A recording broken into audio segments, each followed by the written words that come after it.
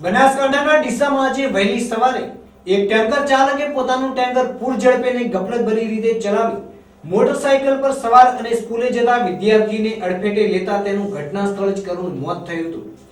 આ અકસ્માત કરી ટેન્કર ચાલક રફુચક્કર થઈ ગયો હતો।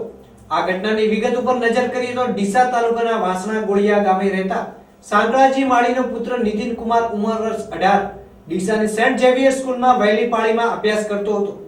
જે સવારે ડીસાથી પાટણ જતા હાઈવે પર ખાનગી ટ્યુશન પતાવી પોતાની મોટરસાયકલ પર સવાર થઈ સેન્ટ ઝેવિયર સ્કૂલમાં અભ્યાસ અર્થે જતો હતો। જો કે તેવા જ સમયે પાછળથી માંતેલા સાંઢ જેવા આવેલા ટેન્કર ચાલકે ગફલતભરી રીતે ડ્રાઇવિંગ કરી સ્ટીયરિંગ પરનો કાબુ ગુમાવતા વિદ્યાર્થી સાથે મોટરસાયકલને ફૂટબોલની માફક હવામાં ફંગોળાયો હતો। ફંગોળાઈને રોડ પર પટકાતા તેનું ઘટના સ્થળે જ કરુણ મોત નીપજવા પામ્યું હતું। જે બાદમાં ઘટના સ્થળે પહોંચેલ ડીસા દક્ષિણ પોલીસે મૃતક લાશનો કબજો મેળવી તેને પીએમ અર્થે ડીસાની સરકારી હોસ્પિટલમાં ખસેડાયો હતો।